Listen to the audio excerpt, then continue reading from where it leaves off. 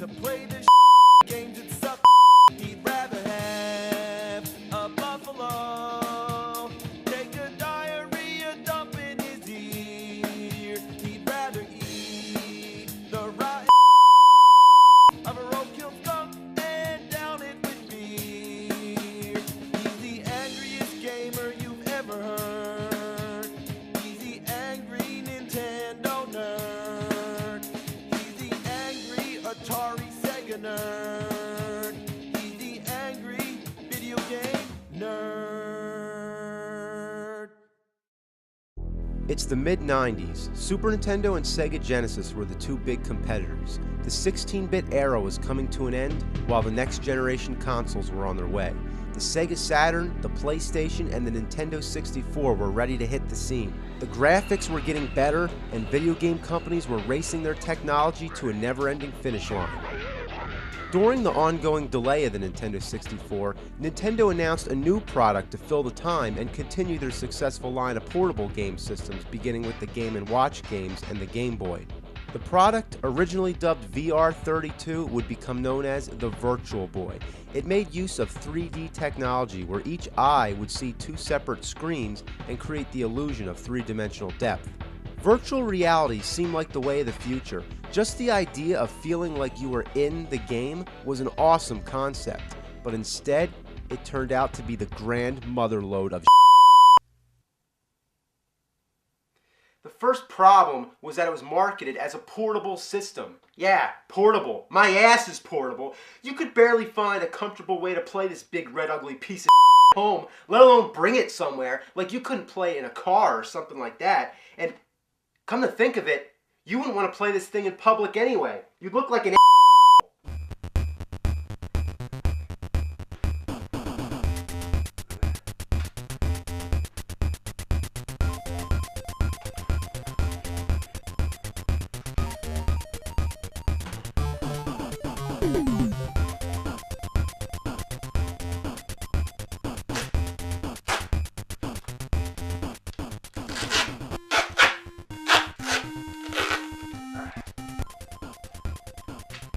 Why isn't there a head strap? Let's think about this. This must be one of the worst designs for any invention in history. It's basically a pair of goggles on a stand. To me, that translates to a pair of eyeballs on legs. The controller's really weird too. It has two D-pads and the battery pack is attached to it. You can swap it with an AC adapter, but when you're playing on a table, it can come loose and shut off your game. The 3D effects are hard to focus and they strain your eyes. There was even a warning on the box that said it could cause headaches and seizures. That's great, right? It's like the cherry on the sundae. How would you like to play bad games and have a headache too? But before I say the games are bad, let's take an honest look. Unfortunately, the only way I can record these games is to zoom into the eyepiece, so please excuse the guerrilla-style videography. Let's begin with Mario's Tennis. This was one of the first Virtual Boy games to be released, and it's usually the first one that most people have played. It starts out with Mario hitting a tennis ball right into your face. The 3D effect is actually pretty effective, but without experiencing the actual game, you can't see it. Now, the main thing that disappointed everybody right from the beginning was the fact that the games are all in red and black. Now, the original Game Boy was in black and white, or black and greenish yellow, whatever, but the Virtual Boy was supposed to be cutting edge, so it was fair to expect it to be in color. What a letdown. Now, as for the game itself, it's just tennis, but with a selection of Mario characters. Not bad, but nothing special. The big problem for me, personally, what the hell kind of virtual reality game is this? I don't feel like I'm on the court interacting. I would have expected this to be in a first-person perspective. The whole idea of virtual reality is to simulate the experience of the game like you're actually in the environment. It's supposed to feel like reality, hence the term virtual reality. Here's another one, Galactic Pinball. Well, it's just a pinball game with a space theme. The 3D effects are pretty shallow on this one. Nothing ever really comes up in your face. To use the paddles, you hit the buttons on the bottom of the controller, which feels like using a real pinball machine, but you expect to be able to hit the button harder to hit the ball harder. So in the long run, it just makes you wish you were playing a real pinball machine instead, or anything other than this. I feel like I'm taking an eye exam. And speaking of that, my eyes are starting to hurt already. If you play this long enough and go blind, you can really become the pinball wizard. Okay, now we have Teleroboxer, kind of like Rock'em Sock'em Robots. And holy it's a first-person perspective. This is a little more like virtual reality. The gameplay is pretty much the same as Punch-Out. You can punch to the face, punch to the body, hook, uppercut, duck, dodge, and you can make use of both D-pads, which individually control each arm, so you can block with one arm and punch with the other at the same time. It's not bad, and the 3D effects are cool, especially when your opponent knocks you out. Next up, Red Alarm. Well, red is right. All the games should have had red in the title. It's basically a flying game like Star Fox. Remember what the graphics looked like on Star Fox? Everything was a polygon, but imagine that in red and black without any rendered shapes whatsoever. Everything's just a wireframe. It looks like a game that hasn't been finished.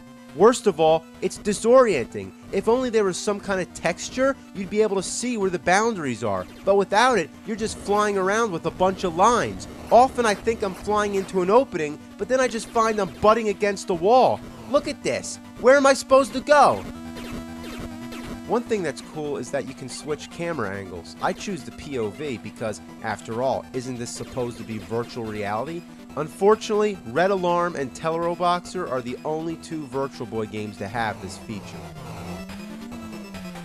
Next up is Wario Land. You take control of Wario with one basic goal: reach the end of each level.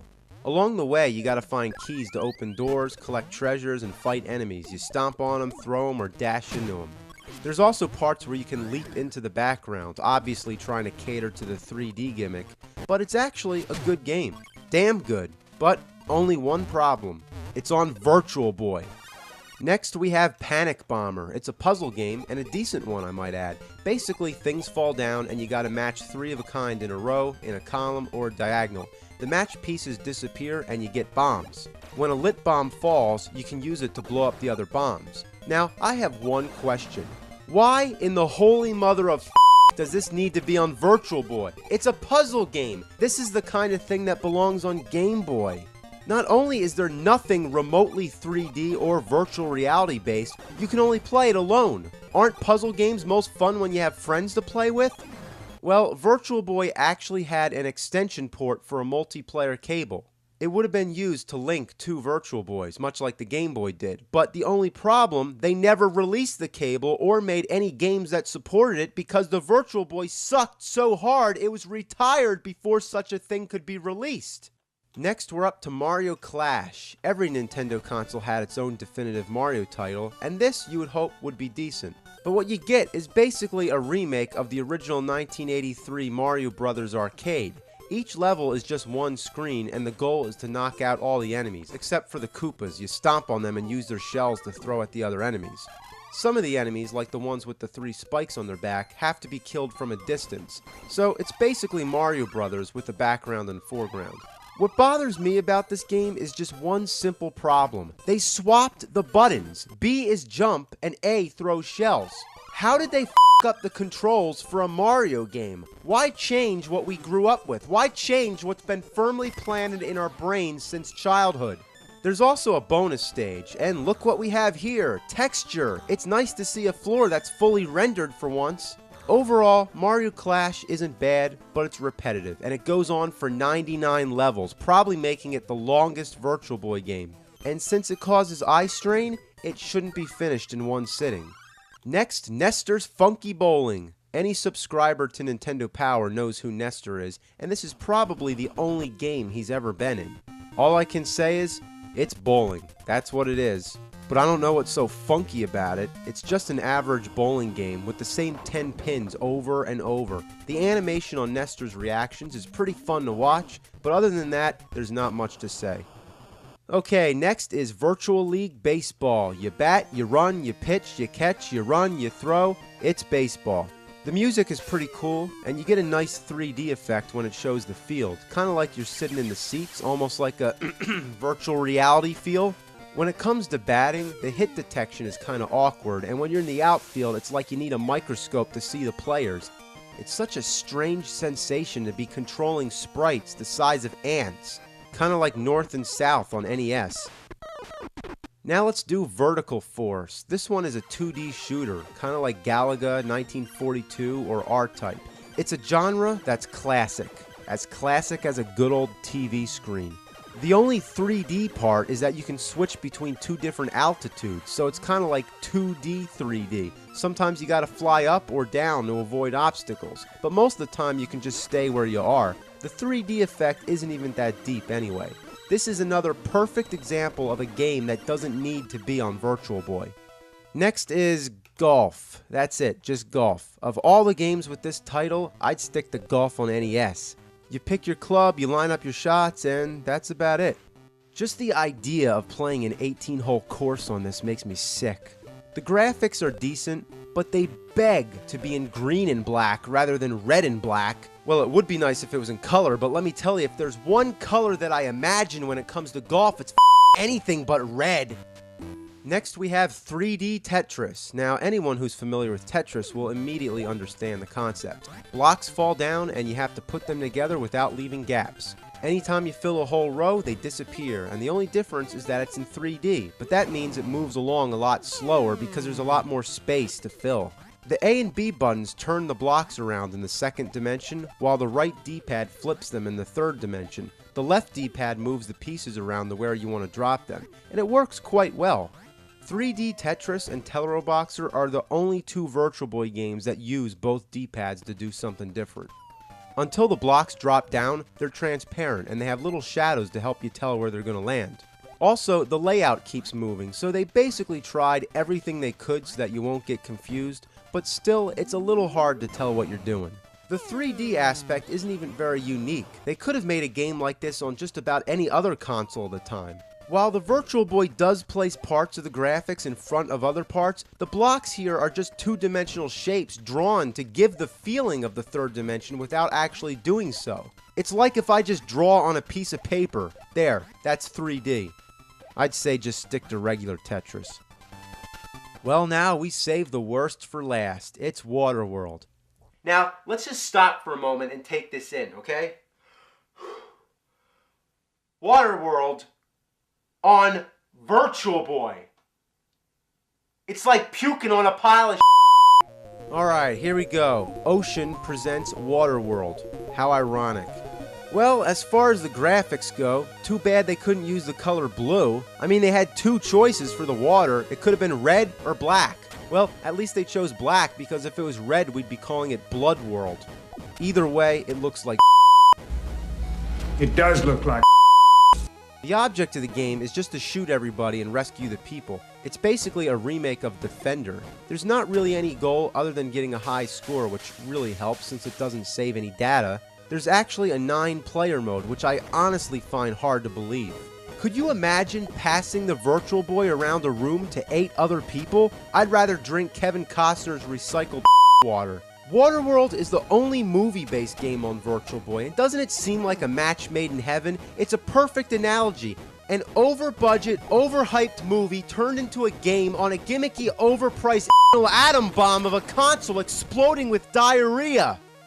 Well, that's it. The Virtual Boy was such a flop, it died in less than a year. Yeah, and I didn't pick these games. This is all of them. I just reviewed every Virtual Boy game to be released in North America. That's right, I am holding the entire library of games for this piece of in my one hand, with the exception of Jack Brothers, which is rare, expensive, and probably not worth jack. Now, to be fair, most of the games are okay, but they're the same kind of games you might as well be playing on a regular TV screen. I mean, they tried to take advantage of some 3D elements, but this wasn't called 3D Boy. It was called Virtual Boy. Now, they didn't even attempt a virtual reality concept. What it needed was some first-person shooter games, like Doom. That would have been awesome. Now, it's been about 10 years. The technology's gotten better, but nobody really gives a about virtual reality anymore. And maybe that's for the best.